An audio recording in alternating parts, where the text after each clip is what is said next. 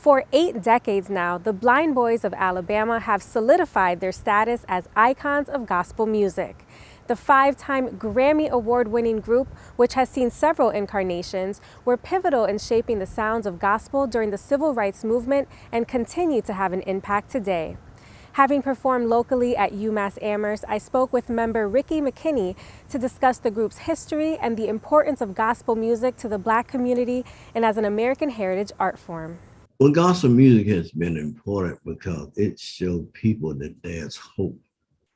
As long as you have hope, you can do anything. And the Blind Boys were a group that were physically without sight, but they had insight. And they were a group like me. They were a group of dreamers. And if you can dream the dream and do the work and keep the faith, things usually work out. So the Blind Boys showed the world that no matter what your situation is, as long as you got hope. We wrote a song that took us to the White House one time that says, "We don't need no dope as long as we got hope." We let people know that a disability doesn't have to be a handicap. It's not about what you can't do. It's about what you do that makes the difference.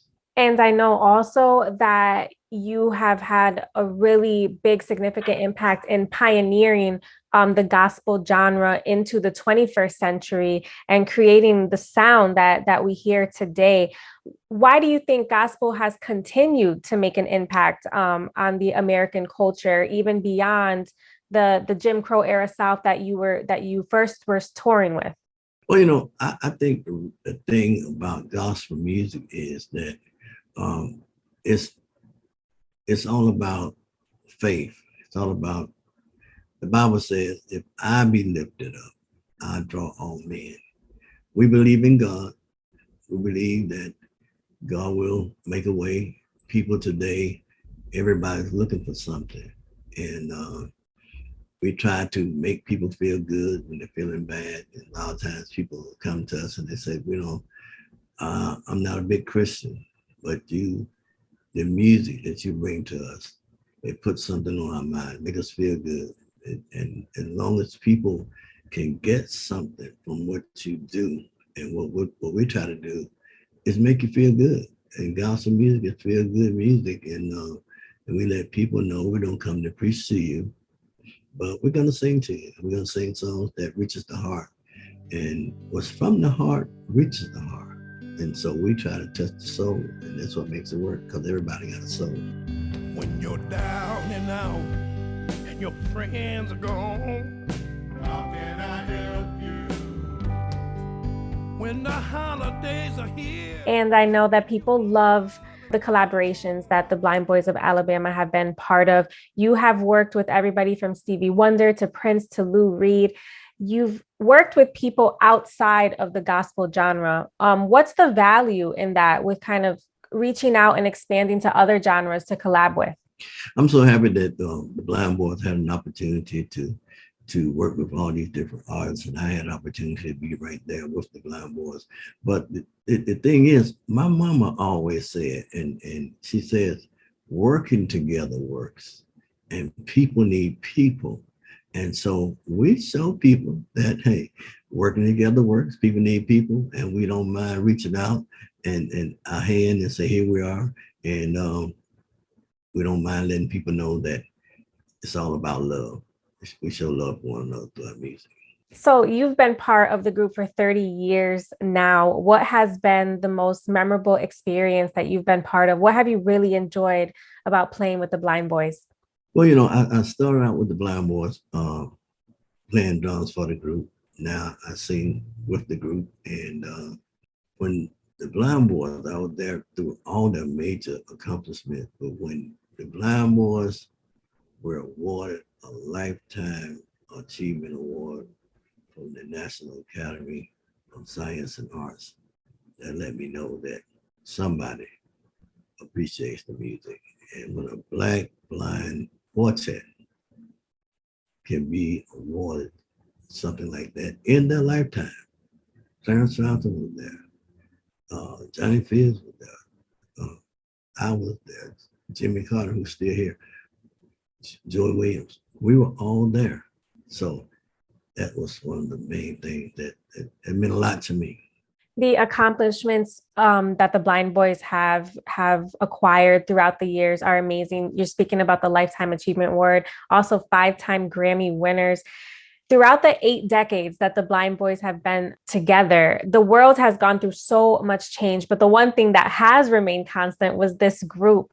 And so what is the secret behind surviving and thriving and also persevering as a group for all of these years? Well, the thing that has kept us going is that we love what we do. We're happy that the people still can appreciate what we do. But we, most of all, Christians, and we try to let people know that, hey, we can all come together. We sing good, we sing feel good music, and what keeps us going is when the people keep coming out and keep letting us know that we appreciate it and our music still touches somebody.